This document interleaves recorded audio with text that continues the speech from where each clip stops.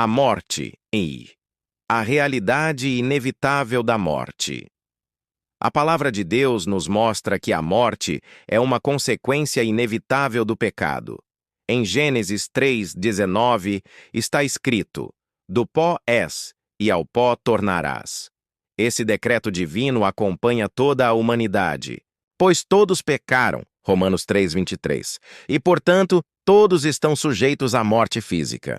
A morte não é apenas o cessar das funções biológicas, mas o momento em que o ser humano se encontra com a eternidade. A morte não é o fim, mas uma transição. Em Eclesiastes 12:7, lemos: e o pó volte à terra, como era, e o espírito volte a Deus, que o deu. O corpo volta ao pó, mas o espírito segue para o Criador. Jesus confirma isso na parábola do rico e Lázaro, Lucas 16:19-31, onde fica claro que, após a morte, há consciência, memória e destino eterno. Portanto, a morte é apenas uma porta para o verdadeiro destino da alma: o temor da morte e a vitória em Cristo.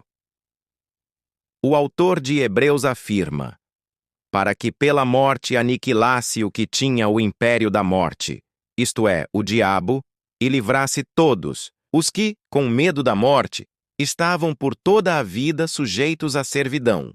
Hebreus 2:14-15. O homem natural teme a morte porque ela é desconhecida, mas em Cristo não há mais medo. O apóstolo Paulo declara em 1 Coríntios 15:55: onde está, ó morte, a tua vitória? Onde está, ó morte, o teu aguilhão? A morte dos ímpios e dos justos.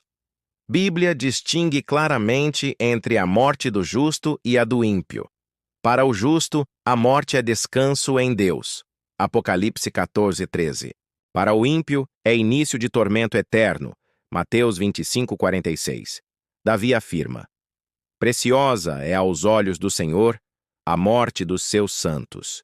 Salmo 116:15. Já o ímpio experimenta o terror do juízo. Hebreus 9:27-5. Como viver diante da realidade da morte?